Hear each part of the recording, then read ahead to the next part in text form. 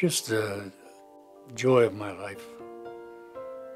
My oldest saw her being born in the hospital down in Denver, St. Rose. Watching her grow up with her beautiful dark hair. Nowhere to go but up for her, you know. They had their whole lives ahead of them.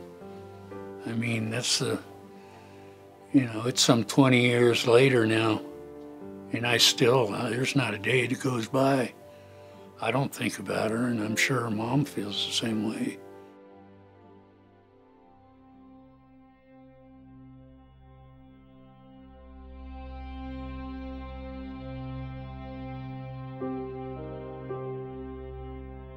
We were in bed and my wife woke me up. She said, "There's a state trooper at the door and he needs to talk to you now." He says, "You need to call Denver General emergency room immediately now," you know. And I said, "Yeah, okay." And so I sit down and I get on the phone and I'm trying to wait, and I turn on the TV for, you know, the hell with it, that got me on hold for all this stuff. And they showed on Channel 4, they showed the 4 pictures of the victims up there. And I'm like, what the hell is Colleen's picture doing up there? And I had the sound off at the time, and all I saw was Chuck E. Cheese. And then my mom finally answered the phone, or picked up the extension at the hospital, and told me what had happened.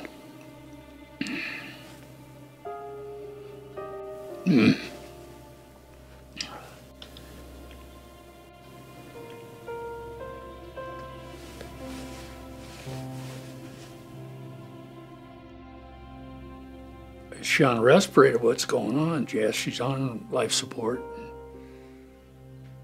When can you get down here? And I said, I can leave now. My other sister, Molly, called me. And she said, "Denny, they really need to go out and do this stuff now, that they need her organs now or they're going to deteriorate." And I was like, "Yep, do what you have to do." So it was pretty hard because I wasn't able to say goodbye to her in person. That's all I wanted to do.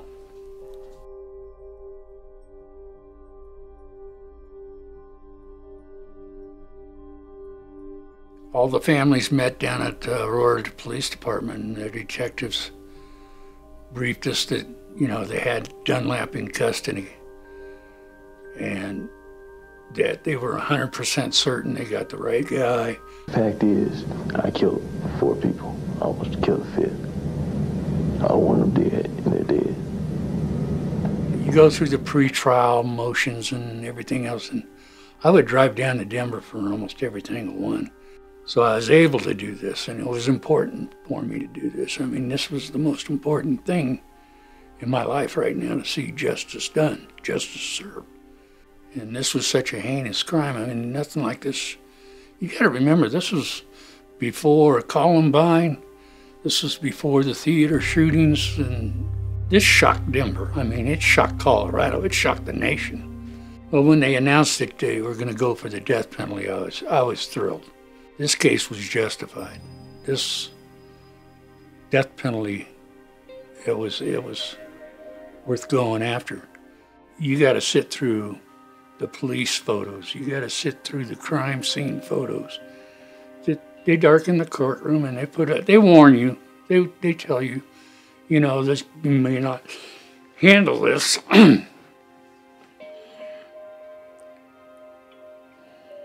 So if you wanted to go out, you could go out. I didn't go out. A couple pictures I couldn't look at. It's your child. You just can't believe how cold this son of a bitch was. I don't care. You don't understand. I don't care about nobody. I don't care. I don't care about anybody watching it. I don't care. Does it bother you that they're dead, Nathan? No. And we were just waiting for some sort of remorse from this guy. Even when he was found guilty, there's nothing coming from this guy except smirks. He didn't go there to rob that place. He went there to murder people. He did not go there to rob the place. That was just a little side venture on his part. He wanted to kill an assistant manager that fired him. And he's going to kill anybody else that was there. Colleen begged on her knees for her life.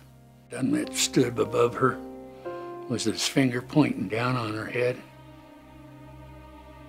and pulled the trigger and then bragged about it in jail. I mean, here's a 17-year-old girl on her knees just asking, I won't say nothing, I won't tell anybody, please.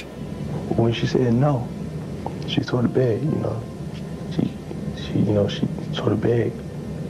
It pissed me off. Why you doing this to me? Why you trying to make me like you? It's easy to shoot you when I don't like you. And it's like, why you trying to make me like you? And it's like, you just sit here and watch me shoot two people. What do you mean, no? Their life wasn't nothing.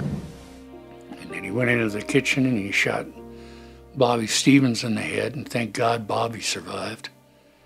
But he thought he was dead. And he walked in and he shot Marge. I mean, he's just cold, callous son of a bitch. But I remember sitting in that courtroom and he sentenced him to death, and it was like 20 years of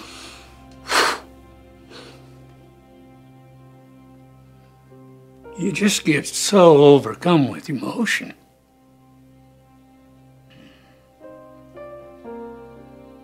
I mean, my eyes were teared up all the way to the car, and I couldn't speak. You wait for so long for something to happen.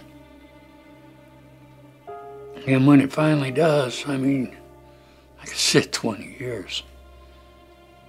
And I was happy. I mean, I was happy as I could be. That the justice was finally going to be done. The voters of Colorado voted in the death penalty overwhelmingly. And I was proud to be a Coloradan. I was also so happy because this guy got his fair shake. Nobody screwed him over on anything. None of the attorneys screwed him over, none of the judges, none of the jurors. This was justice. There's people talking behind you, and they're either from the press, or we found out later that the governor's chief of staff was sitting right behind me and texting out how barbaric it was to have the death penalty. But I guess Chuck E. Cheese slaughter wasn't that barbaric. That was just an unfortunate circumstance to her. You know what a barbaric is? Barbaric is waking up at 2 o'clock in the morning, seeing your daughter's face on a television screen, along with 3 other people, and you don't know if she's dead or alive.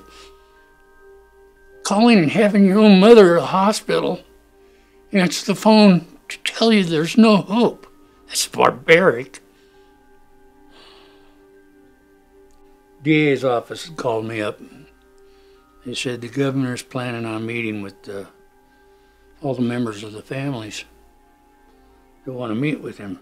He's considering pardoning Dunlap from the death penalty. Why in the hell would a governor of Colorado that voted for the death penalty, overwhelmingly voted for the death penalty, decide to go against what is written in the law, in the Colorado Constitution? I thought, she'd be an idiot to do that. This was no maybe he didn't do it case, because if it's a maybe he didn't do it case, then they don't go after the death penalty. He said he hadn't made up his mind and how he was leaning this way, but he hadn't made up his mind about anything. So once again, he's going around the room asking everybody what their feelings are. The governor didn't give a damn about any of this crap. He was looking for a way out when he walked into that room, and he took it. And he took a coward's way out at the expense of my daughter, so he can score bounty points into a fundraiser somewhere.